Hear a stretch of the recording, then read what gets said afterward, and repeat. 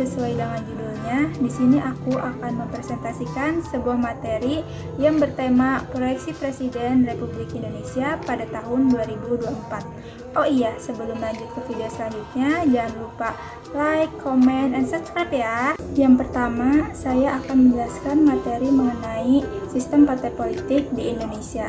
Sistem partai politik di Indonesia sendiri menyangkut beberapa hal seperti parlemen, sistem pemilu, dan juga ada analisis kontemporer dari saya pribadi terhadap atmosfer politik di Indonesia. Nah, di Indonesia sendiri menganut sistem multipartai, sistem yang dimana pada saat pemilihan kepala negara maupun wakil-wakil rakyatnya dengan melalui pemilihan umum yang diikuti oleh banyak partai politik. Dan sistem kepartaian itu mengacu kepada sejumlah tipe dari partai yang bekerja di dalam sistem politik tersebut. Berikut saya akan memaparkan video animasi mengapa di Indonesia memiliki banyak partai politik. Video ini saya ambil dari salah satu channel YouTube Kok Bisa.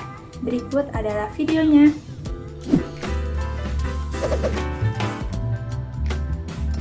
Berapa partai politik di Indonesia? Tentunya bukan cuma satu, meski juga bukan 2 atau 10, tapi 20. Iya, banyak banget. Nyatanya, ada 16 partai politik nasional dan 4 partai lokal Aceh yang bakal berebut suara di pemilu 2019 nanti. Jumlah itu buat kita jadi mikir, kenapa partai di Indonesia itu banyak banget? Meski nggak ada yang tahu pasti jawabannya, bisa dibilang ini karena penduduk Indonesia yang super beragam. Jumlahnya banyak, dan setiap orang atau kelompok pasti punya ide masing-masing. Jadi masing-masing partai politik ini ibaratnya jadi kendaraan buat orang yang punya tujuan yang sama. Uniknya jumlah partai politik juga naik turun. Dari pemilu pertama sampai pemilu terakhir, angkanya sering beda-beda. Meski kadang bikin pusing, kebebasan buat kumpul-kumpul nyoren ide masih terus dijamin. Dan jumlah partai yang banyak bisa mastiin kalau demokrasi di Indonesia masih baik-baik saja. Biasanya cara yang paling umum dalam membedakan sistem partai politik adalah dengan referensi dari jumlah partai yang berkompetisi dalam memperebutkan kekuasaan.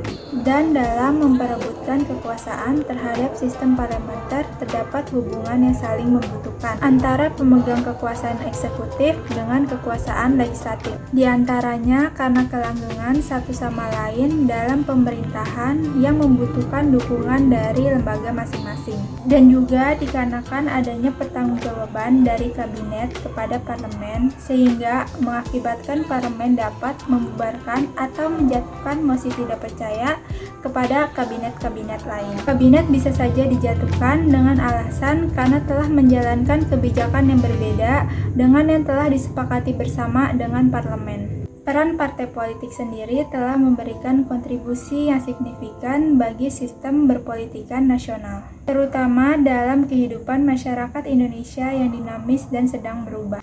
Jika kapasitas dan peningkatan kualitas partai politik dapat ditingkatkan, maka hal ini akan berpengaruh besar terhadap peningkatan kualitas demokrasi dan kinerja sistem politik. Oleh karena itu, peran partai politik perlu ditingkatkan kapasitas, kualitas, dan kinerjanya agar dapat mewujudkan aspirasi dan kehendak rakyat dalam meningkatkan kualitas demokrasi. Pelaksanaan pemilu dapat dikatakan berjalan secara demokrasi apabila warga negara Indonesia yang mempunyai hak pilih dapat menyalurkan pilihannya secara langsung, umum, bebas, jujur, dan adil.